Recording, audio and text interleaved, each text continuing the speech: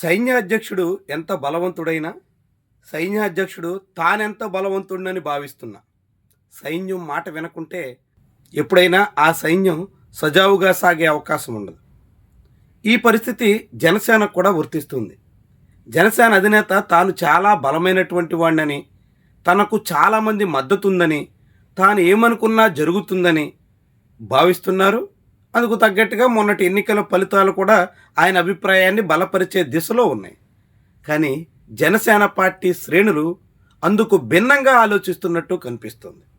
Janasena party అధినేత ఓ రూట్లో నడుస్తుంటే ఆ పార్టీ క్యాడర్ మరో దిశలో సాగుతుందన్న దానికి అనేక సంకేతాలు మనం చెప్పొచ్చు. ఇప్పుడు ఈ విజువల్ చూడండి.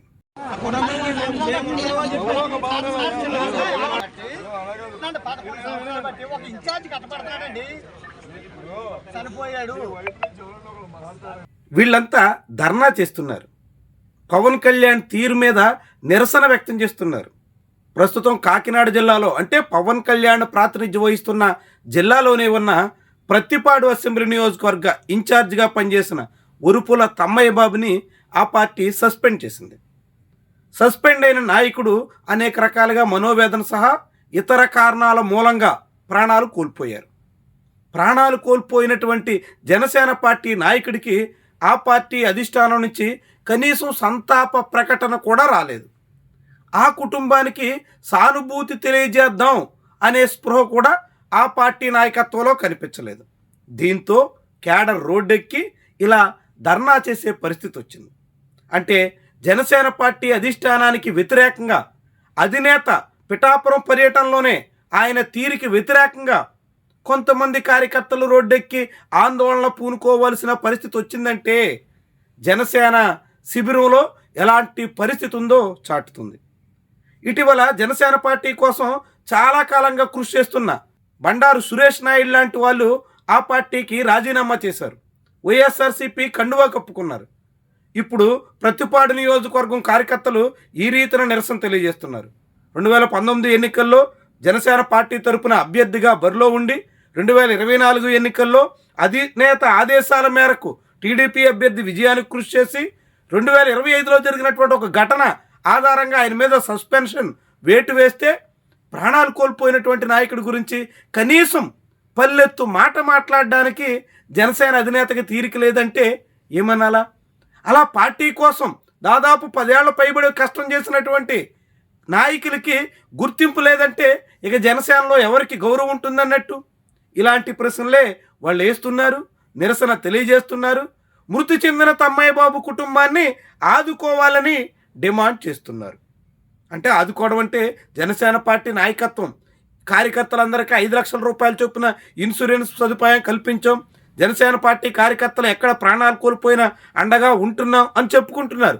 మరి అలాంటి నాయకుడు, పార్టీ కోసం అంతకాలం పనిచేసినటువంటి నాయకుడు ప్రాణాలు కోల్పోయినటువంటి సమయంలో వేసమెత్తు సానుభూతి చూపడానికి ఎందుకు వెనకడుగేశారు అన్నది చాలా పెద్ద ప్రశ్నగా మారుతోంది.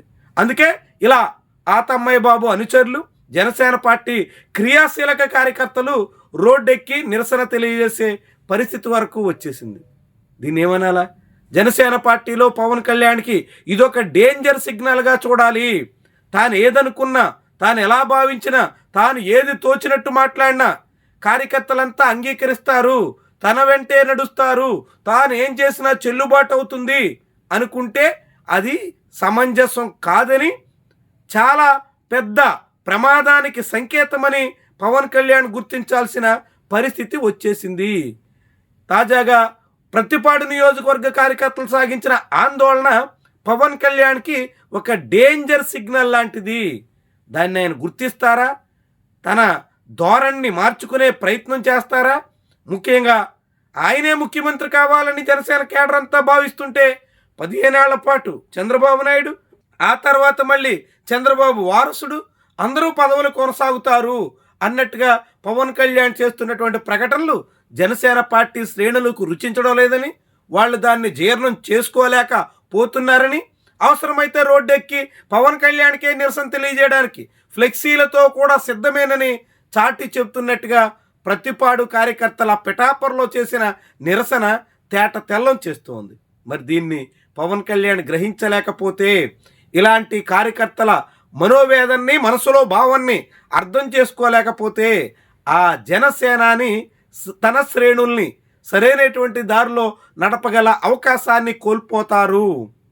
కార్యకర్తలు తనకు అనుకూలంగా ఉండకపోతే, తాను చెప్పినట్టుగా నడవకపోతే పార్టీని వీడిపోవచ్చని ఇప్పటికే ఆయన హెచ్చరిక చేశారు. కానీ కేడర్ మాత్రం పవన్ కళ్యాణ్ మీద నమ్మకంతో ఆయన దారు మార్చుకోవాలని ఆశిస్తున్నట్టుగా తాజా పరిణామాలు చాటుతున్నాయి. ఈ ధోరణి మార్చుకోలేకపోతే మాత్రం జనసేన పార్టీ భౌతవ్యమే ప్రశ్నార్థకంగా కారణమవుతుంది అని చెప్పారు.